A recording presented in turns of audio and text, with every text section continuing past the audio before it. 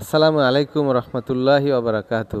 আমার প্রিয় একজন বক্তা, ইসলামিক ইউনিভার্সিটির শিক্ষার্থী, তার কণ্ঠে, সুমধুর কণ্ঠে কালামুল্লাহ শরীফ থেকে একটু তিলাওয়াত শুনবো এবং এই তেলাওয়াতটি আপনাদেরকেও শোনাবো।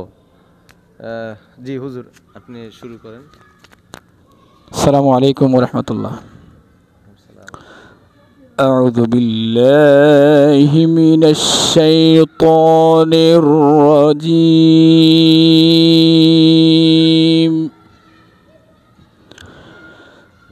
بسم الله الرحمن الرحيم.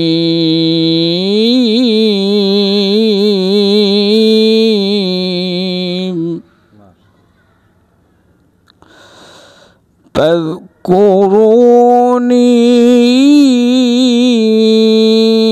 أذكركم واشكروا لي ولا تكفرون.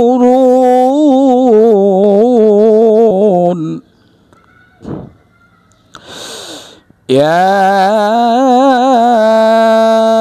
أيها الذين آمنوا استعينوا بالصبر والصلاة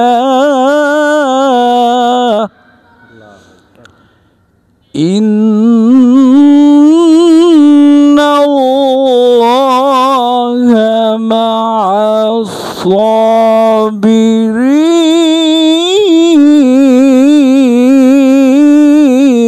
الصابرين.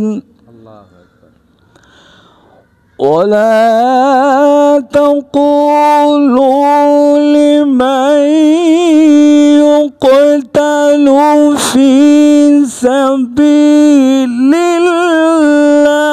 الله في سبيل الله أموات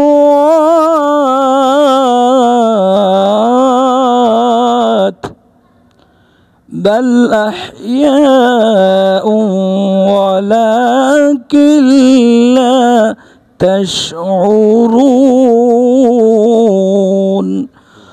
صدق الله العظيم.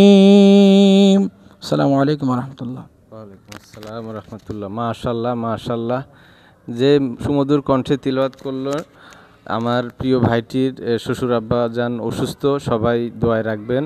আল্লাহ তাআলা যেন যিনি শ্বশুর অসুস্থ আছেন, তিনি স্ট্রোক করেছেন, উনিও একজন দ্বীনী ভাই, ইসলামের দায়ী, সবাই তার জন্য দোয়া রাখবেন। আসসালামু আলাইকুম ওয়া রাহমাতুল্লাহি ওয়া বারাকাতুহু।